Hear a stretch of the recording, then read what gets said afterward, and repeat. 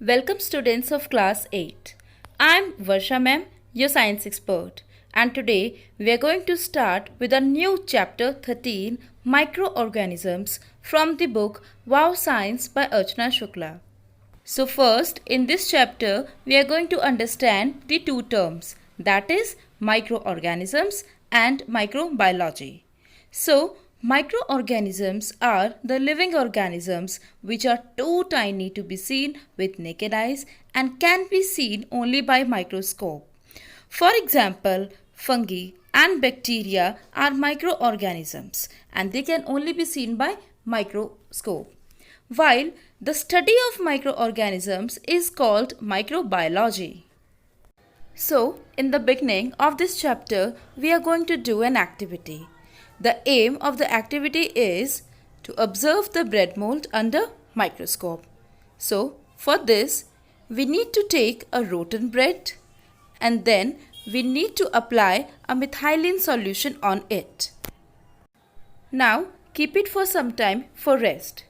Then, after few minutes, keep it under a microscope and we observe that there is a colorful growth on the bread made up of connected thread structures called hyphae.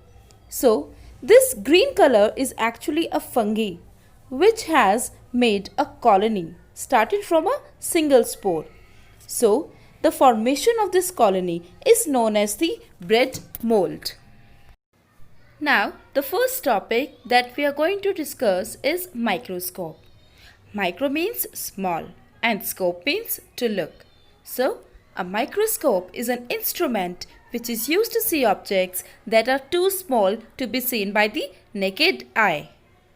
The first microscopic bacteria was found by the scientist Antoine van Leeuwenhoek, and the first person who founded the compound microscope was Zakarian Janssen. Now let us understand microscope in detail. So this is a compound microscope, and a compound microscope has the ability to magnify very minute objects which clearly shows the smallest details. So there are three major parts of microscope. The first is the body tube, the second is the objective lens, and the third is an eyepiece. The body of the microscope consists of the tubes which comprised of lenses.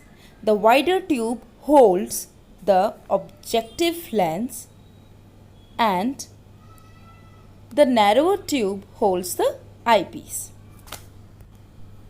As it is a compound microscope, so there are two different kind of lenses which are fixed inside it, and these two different kind of lenses have different focal lengths in it.